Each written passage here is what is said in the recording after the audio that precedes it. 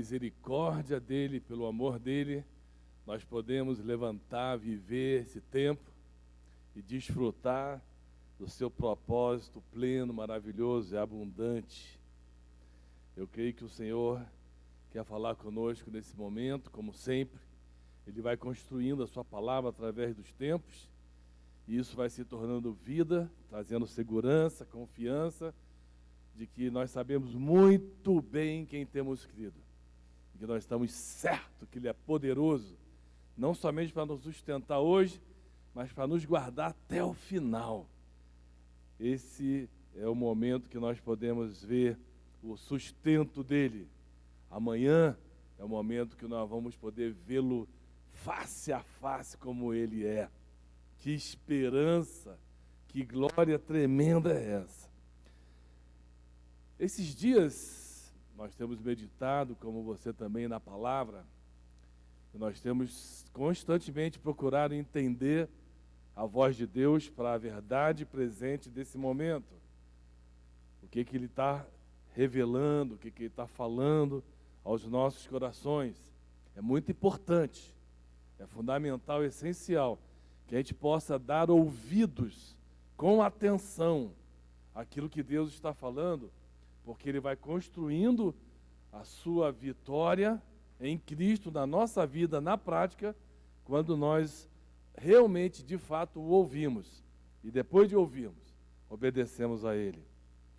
Eu fiquei pensando nesses dias interessantes, eu comecei a ler um livro pequeno, que eu achei lá no meio de outros tantos, e a minha esposa que tinha comprado, eu nem sabia, uma breve história da igreja.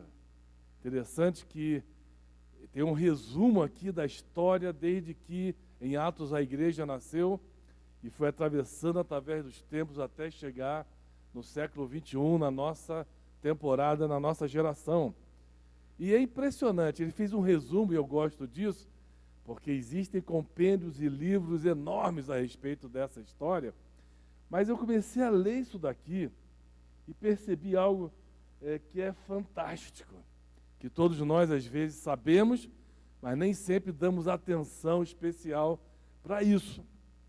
Enquanto eu estava lendo esse livro, desse resumo da história da igreja, como nasceu, como desenvolveu, que tipo de adversidade, de enfrentamentos que a igreja teve que superar através do Império Romano, tantas situações posteriores, é inacreditável. Eu falei para minha esposa assim, a igreja é um milagre, porque diante de tanta perseguição, diante de tanta pressão, de tanto sofrimento, de tanta morte, pessoas, homens de Deus, entenderam o seu contexto e puderam cooperar num mundo de incertezas na sua geração, que não é diferente de hoje.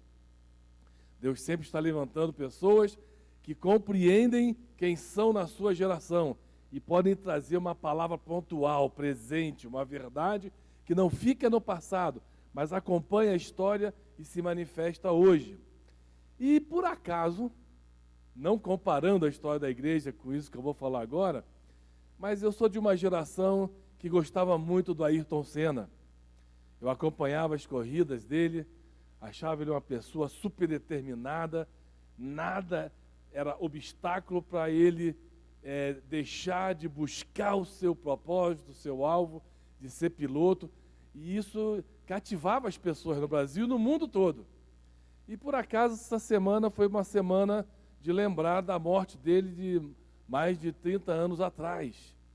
E passaram alguns trechos das suas corridas, e eu fiquei lembrando quando a gente começou a assistir aquelas corridas e ele começou, através dessa determinação, dessa ambição de ter vitória sempre, nunca esmorecer, qualquer que fosse a circunstância, isso cativou brasileiros e a mim também.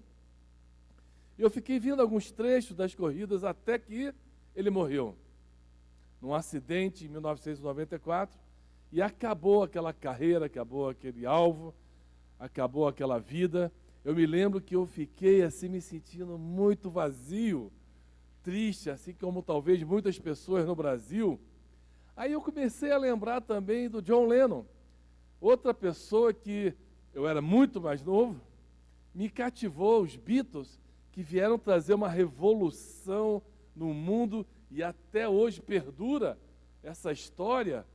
E eu fiquei lembrando dessas coisas, lembrando de épocas e momentos do passado que marcaram a nossa história, a nossa vida. Mas uma das coisas que eu mais me lembro da minha conversão, eu me lembro que um dia eu pude ter o privilégio de me deixar conduzir ao lugar onde eu poderia ouvir a voz de Deus. E eu estava conversando com alguns amigos daquela geração, daquela época, hoje todo mundo com bastante idade já, alguns já faleceram, e também me lembrei disso. E parece que eu fiquei um pouco nostálgico, assim, pensando no passado. E aí, esse livro caiu na minha mão, A História da Igreja. Aí eu fui dar uma olhada na história da igreja. Eu gosto muito do Velho Testamento, a gente vê toda a construção de Deus, através da história, trazendo o seu propósito, formatando seu relacionamento com os homens até que Cristo viesse. E fiquei me lembrando disso também. Um mix de situações, de pensamentos, em algumas áreas que eram bacanas, mas não determinavam o meu futuro. Outras que determinaram minha vida e meu futuro. E, de repente, anos passaram. Anos passaram. E eu vejo um clamor em todo o tempo. Lá no Velho Testamento, no Velho Pacto, no Novo Testamento, em todas as gerações, nos ambientes e lugares que a gente vive, existe um clamor no coração dos homens, consciente ou inconsciente, que parece que perdura e se perpetua em todos os momentos. Até quando, Senhor? É uma expressão que foi usada algumas vezes por homens que, ao constatarem a realidade da sua geração, da sua época, ficavam assombrados e assustados com a malignidade operativa do homem na terra. E isso foi se arrastando através da história, também foi ficando no passado, mas hoje continua esse clamor. Eu quero ler esse texto de Jeremias 12, versículo 1 a 4, na Bíblia Mensagem. É uma Bíblia muito interessante, que ajuda a gente, às vezes, a compreender melhor a realidade de alguns fatos. Está escrito assim, Jeremias capítulo 12, versículo 1 a 4. Tu estás certo, ó Eterno, e estabelece a justiça. Já começa declarando que o Senhor é correto, é certo, e Ele estabelece a justiça, não importa em qual tempo a gente viva.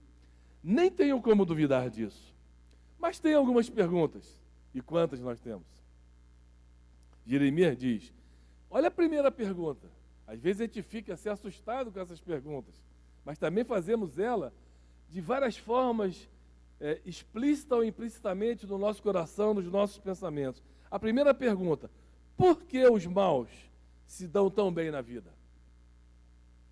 No Salmo 73, se você der uma olhadinha, o salmista Asaf entra e diz, Deus é bom para Israel, mas para comigo, e ele começa uma lamúria naquele salmo, revelando e expressando os sentimentos do seu coração com relação a essa pergunta. Porque ele se guarda, ele busca o Senhor, ele procura viver a verdade e a justiça que Deus implanta. E ele se sente sozinho no meio de uma geração que aparentemente escolheu e vivia de outra forma. E eles prosperam, o mal prospera. Tu plantaste, olha que interessante, por que os artistas sem caráter fazem tanto sucesso? Por que as pessoas, através da história, ficam conhecidas de N formas e você percebe que eles não têm caráter, são pessoas que corrompem a mentalidade de uma geração, elas não dão nada por ela, mas elas fazem tudo por eles mesmos, mas se tornam ídolos, heróis, no esporte, seja artista de TV, ou tantas outras áreas da vida, pessoas que chamam a atenção do mundo todo. Hoje eu não quero mencionar o nome de ninguém, mas você vai percebendo, vai passeando no meio dos esportes, no meio do cinema, no meio de tantas outras expressões de arte do passado, você vê pessoas que marcaram a história, e quando você vai olhar sobre eles, eram pessoas extremamente sem caráter, que viviam sua vida alheio e obscurecido à vontade de Deus. E ele pergunta isso: você plantou esses homens artistas que fazem sucesso e não têm caráter? Eles criaram raiz, floresceram e produzem frutos. Que tipo de frutos nós não sabemos. Por isso que eu mencionei ali os Beatles. Eu mencionei algumas vezes na história que a gente tem conhecimento, pessoas que fizeram isso, nasceram com um dom, com uma habilidade, com uma capacitação incrível e usaram isso para o mal. A gente poderia passar tempos aqui falando sobre política, sobre a história dos impérios, pessoas que tinham talento de projetar-se, dominar pessoas, conquistar cidades, terras, impérios. Você vai olhar a vida dessas pessoas, são pessoas sem caráter, porque fizeram de si mesmo a sua própria referência e deram vazão a todo o seu orgulho, arrogância, prepotência e trouxeram sobre a história da humanidade muito prejuízo, mas eles foram plantados lá. E aí, eles falam, olha que interessante, parece que está falando sobre hoje. Esses homens e mulheres falam como se fossem teus grandes amigos, mas na verdade não se importam contigo. Eles falam em Deus.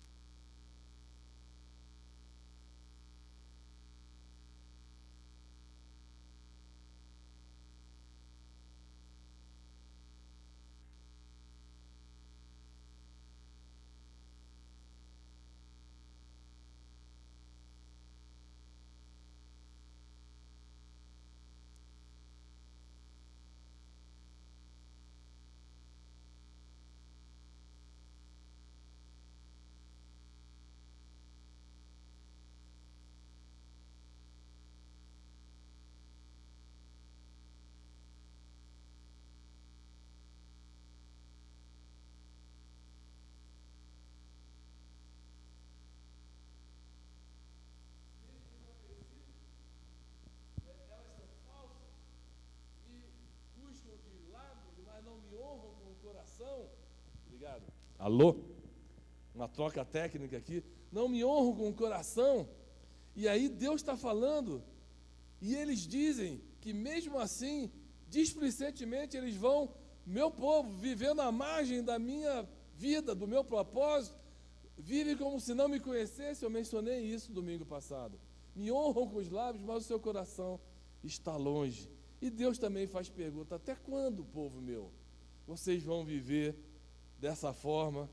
E aí tem a pergunta dos homens, tem a história que acontece também narrada pela Bíblia, que você vai vendo altos e baixos, pessoas que também, apesar de conhecerem a Deus, desprezavam a Deus, sua palavra, buscavam, assim como o sistema do mundo oferece o prazer, eles também buscavam esse prazer mesmo conhecendo a Deus. Então, Jeremias perguntando até quando nós vamos ter que aturar um mundo corrupto. E Deus perguntando, até quando eu vou ter que adorar o meu povo, se tornando corrupto também, e muitas vezes sendo tardio em ouvir, em corresponder, são rápidos em falar, em ter ideias, e difíceis e lentos em obedecer e em reagir. Até quando? Eu li uma frase num livro, e eu queria só compartilhar com vocês hoje a respeito dessa realidade. O homem perguntando para Deus, até quando? E Deus também perguntando para nós, até quando?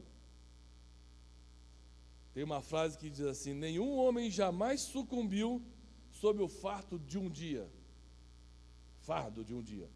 É quando o fardo do amanhã se acrescenta ao de hoje, que o peso acumulado se torna maior do que o homem pode suportar.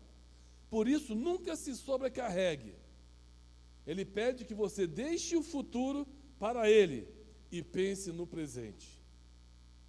Interessante. Passado, presente e futuro.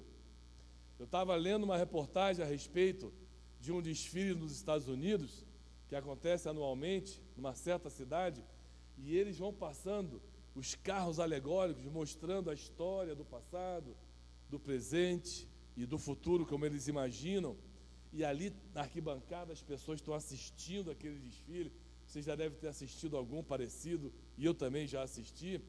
E a gente percebe uma coisa interessante. A gente sentado na arquibancada, os juízes julgando, a televisão fazendo o seu papel de mostrar aquela realidade em tantos âmbitos, né? Você pode aplicar onde você quiser.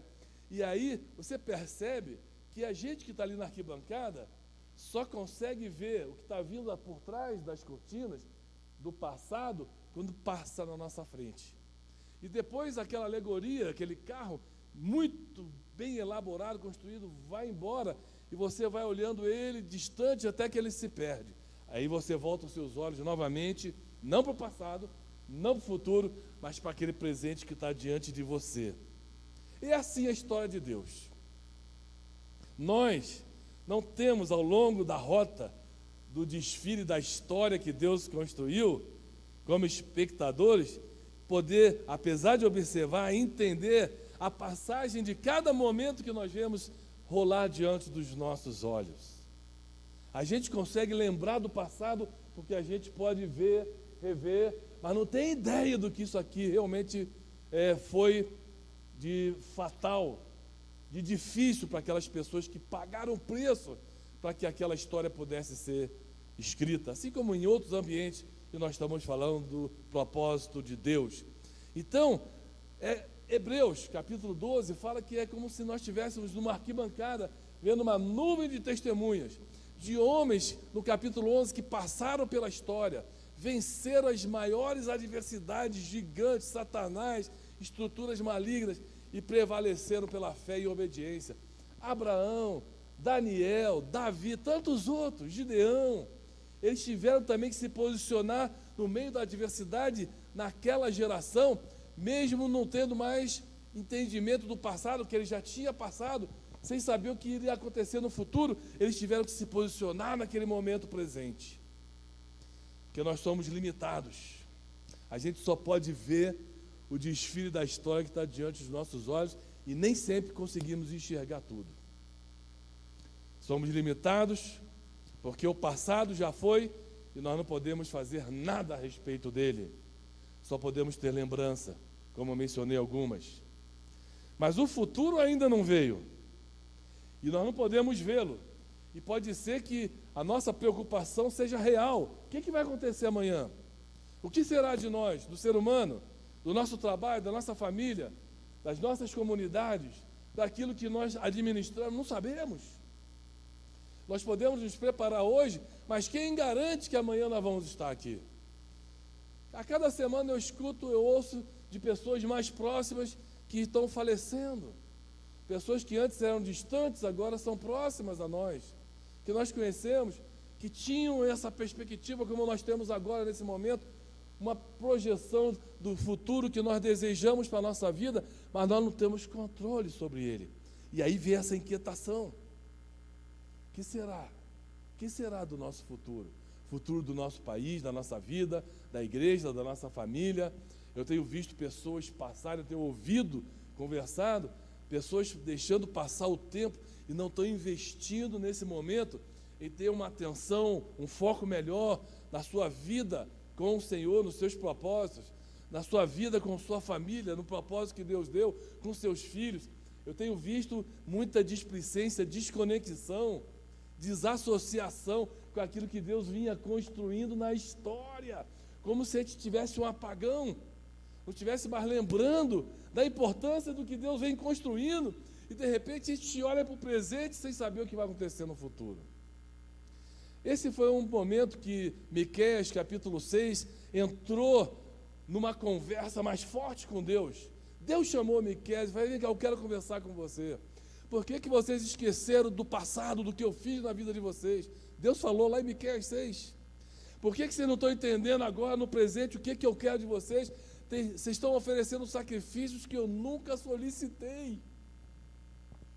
E por que vocês estão vivendo como se não houvesse um futuro? Estão se corrompendo emocionalmente, espiritualmente, nos seus propósitos, naquilo que eu construí. Quer dizer, esqueceram do passado, não sabem o que Deus quer no presente, e estão perdendo de vista aquilo que vem no futuro. Porque a gente não tem capacidade de entender, mesmo que a gente saiba do passado, como que nós podemos nos posicionar no presente da maneira que Deus realmente deseja e estabelece.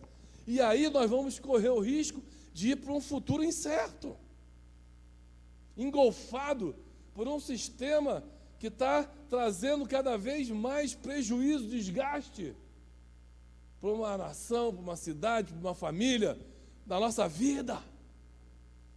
E nós não sabemos o que fazer, nos sentimos impotentes. Mas Deus não é assim. Deus não está sentado numa arquibancada, Deus não está filmando, não é um juiz que só vê o presente e vai avaliando quando vai passando diante dos seus olhos o que cada momento da história vai fornecendo. Não. Deus está no alto sublime trono. E Ele vê o passado, Ele sabe. Ele vê o presente, Ele conhece. E Ele já sabe do nosso futuro. E aí nós precisamos entender que Deus vê a história toda numa sequência de desfile de tempo, vendo o passado, os acontecimentos presentes e o futuro, e Ele tem a resposta para essa pergunta: até quando? E se a gente deixar essa resposta virar mística, ficar especulando sobre o futuro, sem ter certeza daquilo que Deus prometeu, daquilo que Deus estabeleceu, preconizou, revelou e mostra, nós também corremos o risco de ficar perdido. E começar a olhar o passado amanhã, que nós vamos lembrar de hoje, sem saber por que passamos isso. Que proveito nós tiramos? Que fruto nós tiramos dessa realidade? E aí eu quero te dizer uma coisa, querido. Como Deus vê a história toda, no passado, nós podemos ver que o primeiro momento da entrada triunfal de Deus na situação que Ele quis, lá na eternidade, estabelecer, é que Ele criou o universo. Ele criou a humanidade. Como? Do nada. Não vou entrar nisso aqui. Deus não tem que se explicar para você nem para mim. Ele do nada criou. Por quê? Para a sua glória, para se deleitar, desfrutar da sua criação. Assim como nós gostamos também de desfrutar daquilo que nós conquistamos, criamos, Ele também tem prazer de desfrutar disso. E a história foi passando, Ele foi firmando alianças, que foi a segunda parte da história que veio se desenrolando. Ele criou, Ele colocou o homem, Ele deu uma promessa para o homem de relacionamento. E lá em Israel, nós vimos que Ele começou a firmar as alianças, compromissos eternos com o homem, de muitas maneiras, com Abraão, com Davi, até que veio Cristo e nele cumpriram-se todas as promessas. Olha, veja bem, a história está passando. Assim como uma história pontual de um artista, assim como a história da igreja passa, assim como a nossa também, quando a gente olha para o passado, a história dos homens também está passando.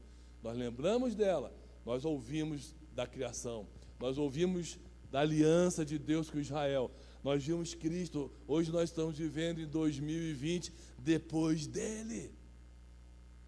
E nós estamos num momento fantástico, porque a igreja está agora passando e desfilando diante dos olhos das nações. A igreja verdadeira, pessoas que se convertem mesmo. Porque dentro das nossas instituições e arraiais cristãos e evangélicos, está cheio de gente que não nasceu de novo ainda, não entendeu o que Nicodemos foi fazer de noite, conversando com Jesus, religioso, líder, e continua brincando de igreja,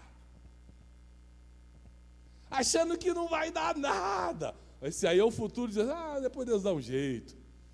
Deus não vai dar um jeito lá, Deus já deu um jeito lá no passado. Ele já firmou alianças, Ele já nos criou, já trouxe Cristo, aliança eterna, máxima, de eternidade em eternidade. E agora a igreja está desfilando diante dos nossos olhos. E no futuro, virá a última parte do desfile, que nós não podemos ver, mas Deus já conhece. No futuro, virá a consumação dos séculos. Consumação. Essa palavra é muito forte. 1 João, capítulo 2, versículo 18, presta atenção, se quiser. Porque tem gente que está tão distraído com o seu passado presente, que não sabe nem para onde está indo. Está preocupado consigo mesmo, seus propósitos, alvos, como a gente tem sempre mencionado.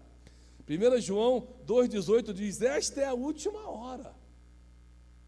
Às vezes eu fico pensando assim, mas como que é a última hora? Isso aí foi escrito 100 anos, quase 100 anos depois que a igreja nasceu. Já se passaram tantas dezenas de anos e séculos, e eles estavam dizendo que era a última hora. E eles entenderam que o tempo é um lapso. Nós estamos vivendo num lapso de tempo. Nossos dias estão em contagem regressiva. Nós ficamos apreensivos, ansiosos, quando temos que imaginar o que temos que esperar que virá pela frente. O tempo que se aproxima, e parece que apesar disso nos assustar, nós não nos posicionamos de maneira correta no presente e continuamos a fazer o que queremos. E o relógio de Deus não para. E aí a gente pergunta, outro dia eu estava conversando com a minha esposa, a gente sente que está chegando no final, estamos entrando no funil, e aí todo mundo ouve aqui e acolá de tantas maneiras na história a respeito da volta de Cristo. Especula, fazem tantas balbúrdias às vezes em cima dessa realidade, mas existe a verdade, Ele voltará. E ela perguntou para mim outro dia assim, com aquela carinha dela, amor, quanto tempo será que vai durar essa última hora?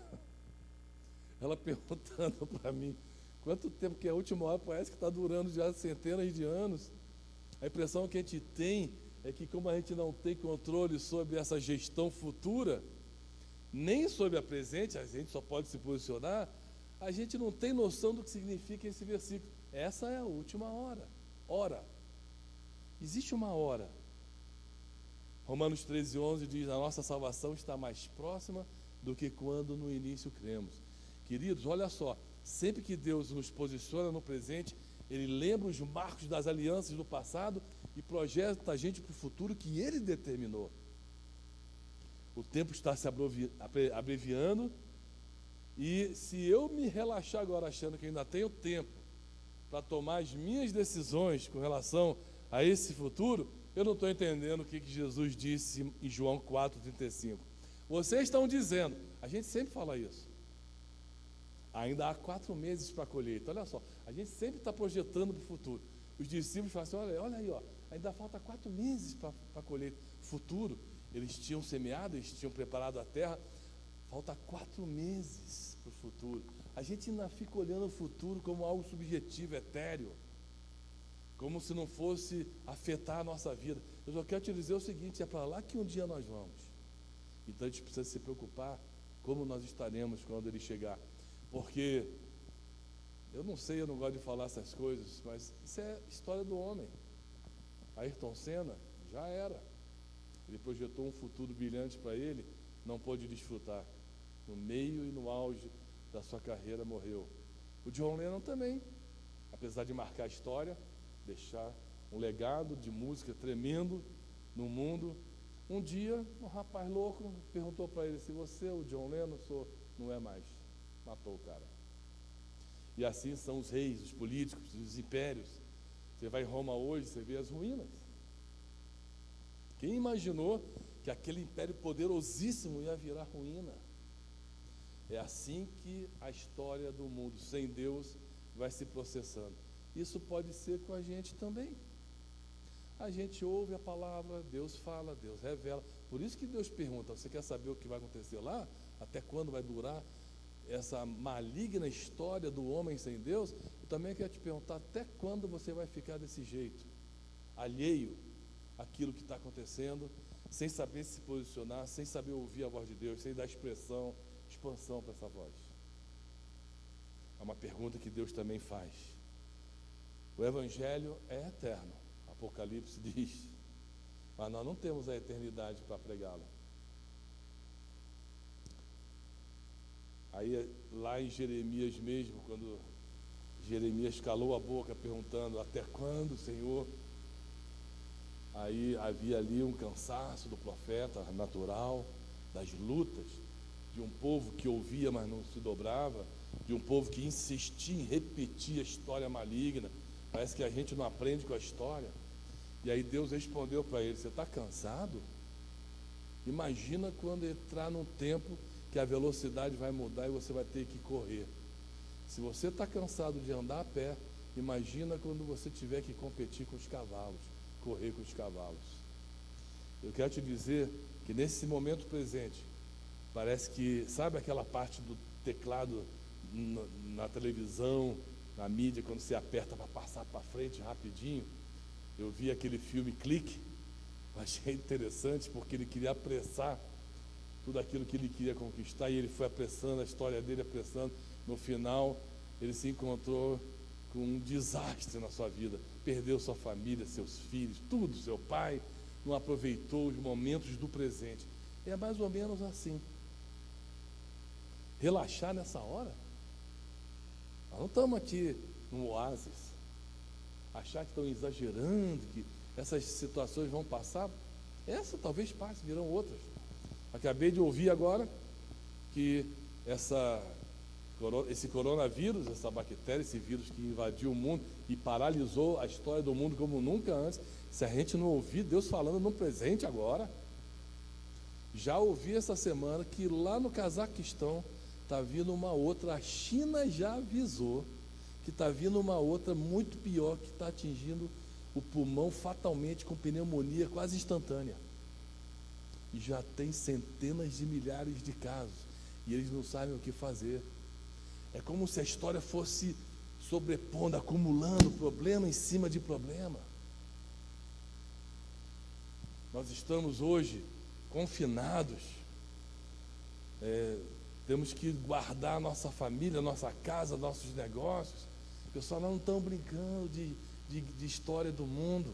Nós estamos atravessando uma história incrível. Tem gente que não está nem aí, não sabe o que espera o futuro, não tem visão daquilo que Deus prometeu. Tem gente que está aí, mas parece que isso não incomoda, porque ele só pensa em si mesmo, nos seus negócios. E aí Deus falou para Jeremias no versículo 5: corre. Deus impulsionando para que você não fique parado nessa hora. Quando Deus foi destruir Sodoma e Gomorra, a Bíblia diz que Abraão foi junto e começou a tentar tirar Ló de lá, e ele conseguiu tirar Ló. E aí Ló demorou para sair, está escrito ali. E o anjo falou assim: sai correndo desse lugar. Olha a verdade presente daquela época. Sai correndo dessa condição que você se encontra hoje, desse apego que vai te levar no futuro a um lugar que você não quer, indesejável. Corre, porque o Senhor vai realizar uma intervenção na terra. Se você ficar, vai ser atingido de uma maneira diferente daquilo que você espera.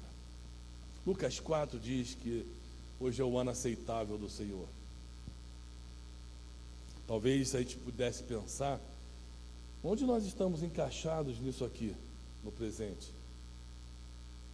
Nós sabemos que no futuro, logo aí à frente, a palavra de Deus diz que em Cristo, essa aliança que está perpetuamente estabelecida desde a eternidade na terra e agora com relação ao futuro, quer você e eu creiamos ou não, nós vamos encontrar Ele logo aí na frente, na esquina.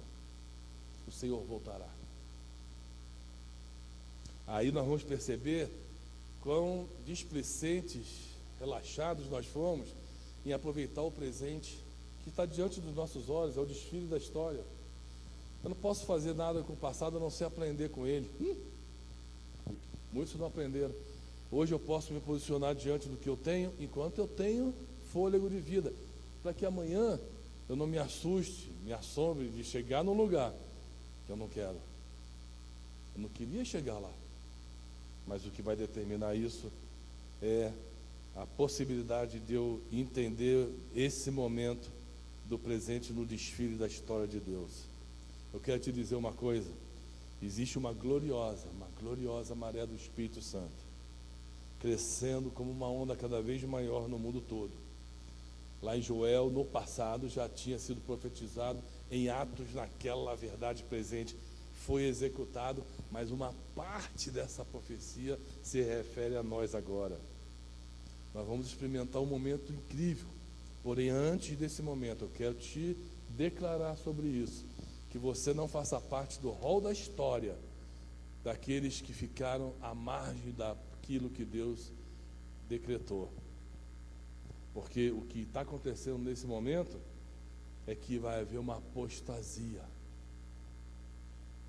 Não adianta a gente querer ficar aí como falsos profetas ou com falso entendimento dessa realidade, que nesse momento vai haver uma conversão mundial. Nesse momento não. O que a Bíblia diz para esse momento, como disse em todas as etapas da história do desfile de Deus o tempo todo, é que vai ter um remanescente fiel. O que nós estamos vendo é pessoas se esfriando, pessoas que já tomaram decisões no passado e estão desfrutando de inconsequências dessas decisões. Seu coração está frio, distante, eles acham que está tudo bem, e assim por diante. Então vai haver um remanescente, mas logo em seguida desse remanescente, aí vem os momentos. Observe, acompanhe a história do Oriente Médio. A aliança entre Israel e os árabes está quase fechada. Vai envolver a construção do templo que Daniel falou, onde o judeu já vai operar novamente o sacrifício. E eu li uma reportagem semana retrasada, que eles já estão fazendo curso para os levitas poderem fazer os sacrifícios conforme a lei estabelece. As coisas estão aqui no presente rolando, mas a gente não está sabendo direito como lidar com isso. De repente vem uma aliança. A Bíblia diz que nesse tempo o amor vai se esfriar, não é conversão. O que vai acontecer é que o remanescente vai se fortalecer, se tornar forte e ativo. Mas o amor de muitos vai se esfriar, a apostasia vai entrar, como já está entrando no coração das pessoas. Isso aqui é muito amplo para a gente pegar aqui agora. O espírito do anticristo, que nem 1 João 2, 20 em diante diz, já está operando. É um espírito, é uma estrutura de pensamento que está permeando ambientes, pessoas, culturas, através dos séculos, com alta dose de malignidade satânica. Não é um demôniozinho qualquer, é o próprio Satanás comandando o seu espírito maligno para trazer para esse presente o futuro que ele quer. Mas isso não vai ocorrer, porque logo depois, nesse período que vai haver essa aliança, a construção do templo, fica de ouvido aberto aí, cara. Você vai perceber que a velocidade que Deus falou que iria acontecer lá em Jeremias vai aumentar diante dos nossos olhos de um jeito que, se você não prestar atenção, você pode ficar para trás. Será que é a hora agora da gente ver o desfile de Deus na criação, nas alianças do povo de Deus, em Cristo, da igreja, da consumação que está aí à nossa frente, onde o Senhor vai transformar a nossa realidade? Jesus disse para os discípulos: estarei com vocês até a consumação dos séculos. Ele não vai destruir a terra no sentido que a gente pensa, ele vai transformar a terra, virar um novo céu e uma nova terra. E nós vamos precisar entender o que significa isso. Nós estamos nos aproximando desse futuro que no passado foi preconizado, no presente nós estamos sendo avisados pela palavra, e lá na frente nós vamos ver que é real, porque ele está baseado numa promessa que não pode ser descumprida, que é a promessa da palavra da boca de Deus. E essa promessa se chama Cristo, e ele habita em nós hoje. Então, Filipenses fala para a gente: esqueça do passado, lembre dele. Eu acho impressionante, fiquei impressionado com algumas coisas aqui, como é que Deus preservou essa palavra no meio de tanta balbúrdia. Meu Deus do céu, a igreja é um milagre. Busque a unção que está sobre você hoje. Isaías 10, 27, a unção está sobre nós, para abrir o entendimento, porque Apocalipse 12, 11 diz: a vitória está garantida pelo sangue do Cordeiro. Eu não sei como é que vai acontecer, eu creio no que eu vou falar para você aqui agora, não vou entrar nesses detalhes, que vai haver logo logo aí na frente, esses próximos meses, um ano, uma aliança firme, que nem Daniel 9, 27 diz. Não é uma aliança qualquer, entre árabes e apoio mundial, que vai envolver Jerusalém, as nações da terra, o Oriente Médio, Rússia, China, Estados Unidos, e ali o anticristo já vai estar operando nos bastidores, mas de forma explícita, para dar o final desse contexto. Essa aliança vai ser feita, queridos. Logo depois, ela vai ser feita por 7 anos. Na primeira metade dessa aliança, a Bíblia diz que vai haver um tempo de relativa paz. Relativa paz, não verdadeira paz. Está lá em Tessalonicenses. E essa relativa paz significa que para nós, o remanescente, o povo de Deus, não vai ter paz nenhuma. Porque nós vamos ser perseguidos, nós vamos nos levantar contra essa malignidade dessa aliança de homens construídas na história, sabe-se lá a preço do quê? Sem Deus. Nós vamos falar: isso aí não é de Deus, não. Eles vão amar que a gente vai falar isso. Vai falar dessa aliança que foi trabalhada, costurada há anos na história dos homens. Paz, paz. Nós vamos dizer que não é a paz, porque a paz é aquele que o Senhor Jesus dá. Eu vou lá dou a paz, não vou lá dou como o mundo a dá. Depois vai ter quebra dessa aliança. Mateus 24 diz que esse espírito do anticristo, que já opera, mas que está também numa pessoa física, esse cara vai se levantar e vai quebrar, finalmente mostrando para todos diante da história que as intenções dele é subir mais alto do que Deus e dominar e governar sobre a terra, sobre os homens. Eu já preguei isso domingo passado. Vai lá ver o que é terra, mundo, sistema, e você vai entender. E aí vai quebrar, ele vai se mostrar. Quer dizer, nós vamos ter que esperar Satanás se revelar para crer naquilo que Deus falou. Nós vamos esperar que os cataclismos, os problemas do mundo, do universo, das estrelas, do mar, os terremotos, a fome, as pandemias aconteçam para a gente crer. A gente pode até crer, mas quem sustenta a nossa fé não é os fatos que são evidenciados na história como malignos. O que nos sustenta é quando a gente coloca a nossa confiança no Senhor. E Ele vai quebrar a aliança. E aí a Bíblia diz que durante 42 meses, 3 anos e meio, vai acontecer uma tribulação sobre os filhos da desobediência que jamais houve. Olha que já houveram Antíoco Epifano, na história, Hitler. Pessoal, coisas que naquela época as pessoas reputavam como o final de tudo. Se aquilo foi terrível, imagina o que está se projetando a nível mundial, com a globalização, informação midiática, que chega em instantes no mundo todo. Nunca aconteceu isso antes. O templo, a aliança feita, o templo construído, a mídia mundial dominando as mentes de várias formas.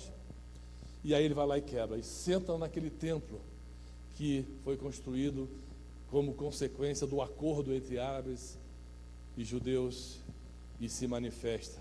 E a Bíblia diz que Jesus mesmo disse, quando o abominável sentar lá no lugar santo, Jesus mesmo falou, aí tu corre, meu irmão, aí não adianta mais andar, não adianta mais, não, o que a gente faz? Agora é a hora da gente saber o que a gente faz. Lá, você tem que correr. A gente vai ter que tomar atitudes diferentes, porque no momento do sprint, meu irmão, vai vir a avalanche, aí sim, nesse período, vai haver uma assolação impressionante. A palavra de Deus diz que Judas, lá em Judas tem um abismo, que os piores demônios que se rebelaram contra Deus estão presos. Deus nunca permitiu que eles saíssem do abismo. Eles vão ser soltos nesse período, para atormentar os moradores da terra. Apocalipse chama eles de escorpiões, que vão picar as pessoas. Pessoal, se você acha que o mundo hoje está difícil, que o mundo hoje está tinhoso, está estranho, imagina com isso aqui liberado, com a operação explícita, patenteada pelo inferno aqui na terra.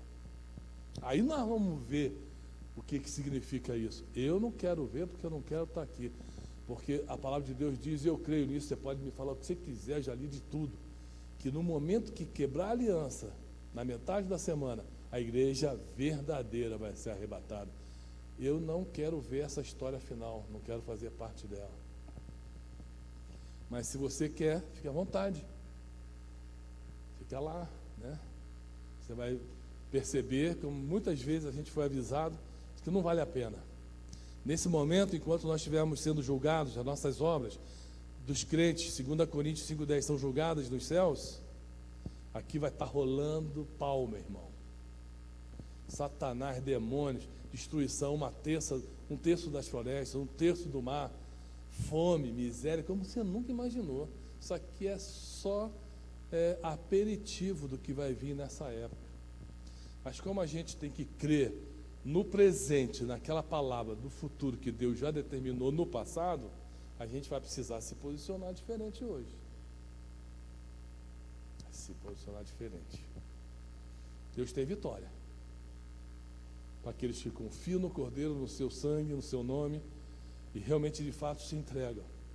Então, queridos, eu sei que é um assunto muito amplo, delicado, da pergunta de Jeremias, até quando?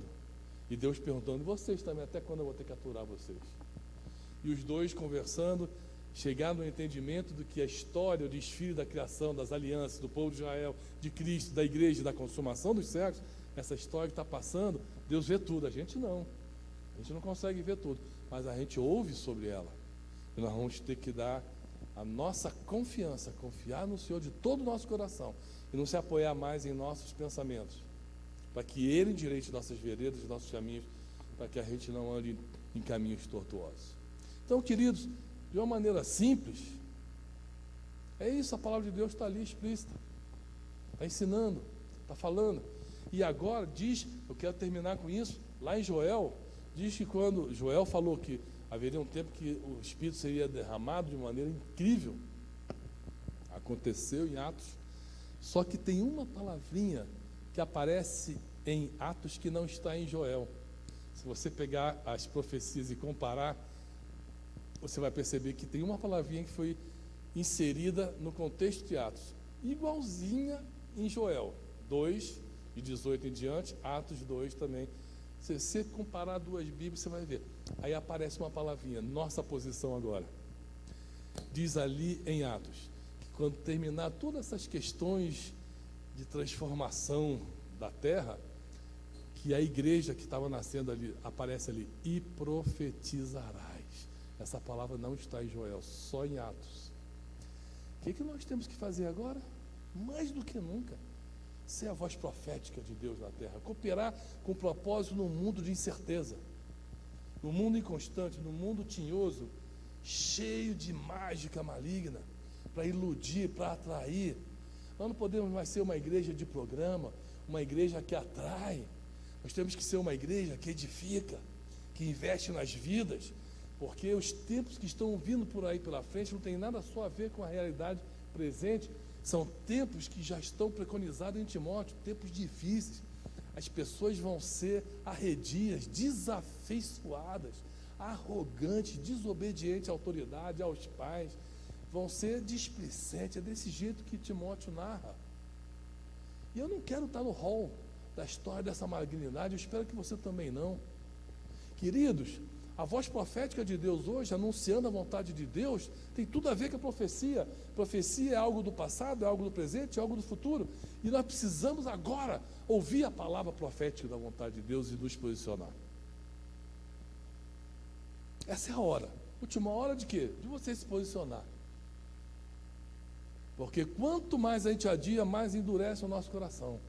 Mais displicente a gente fica, mais à margem da história a gente se sente, mais impotente a gente percebe que é. Em vez de ser competente, se torna incompetente ministro nesse tempo. Então, queridos, está vindo mover. Está vindo uma chuva, as primeiras e as últimas chuvas. Eu vou pregar sobre isso domingo que vem. As primeiras já aconteceram, as últimas estão acontecendo, estão por vir agora. E nós precisamos entender o que está rolando debaixo do nosso nariz, diante dos nossos olhos, para que isso não fique oculto do nosso coração, passe desapercebido e a gente continue vivendo como se nada fosse acontecer. Miqueias 6. Aí qualquer futuro que você determinar para você, está bom. Mas eu quero o futuro que Deus preparou para mim. E eu quero que você também tenha a oportunidade de, ao ouvir a palavra de Deus anunciada, verdadeira, leal, do Deus eterno, possa também se posicionar. Pai, nós queremos nos colocar com muito temor e tremor diante de Ti.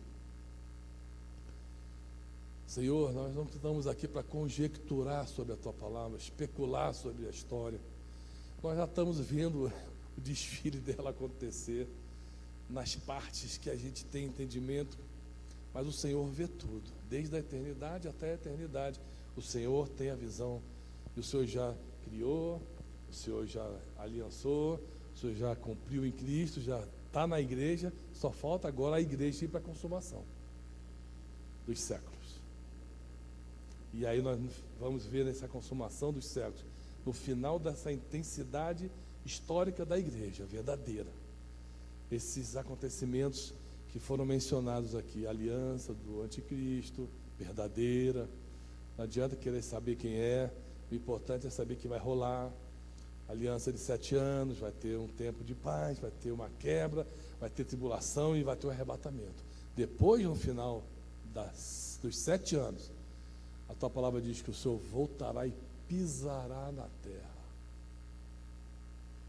E nós voltaremos já julgados nas nossas obras contigo para reinar,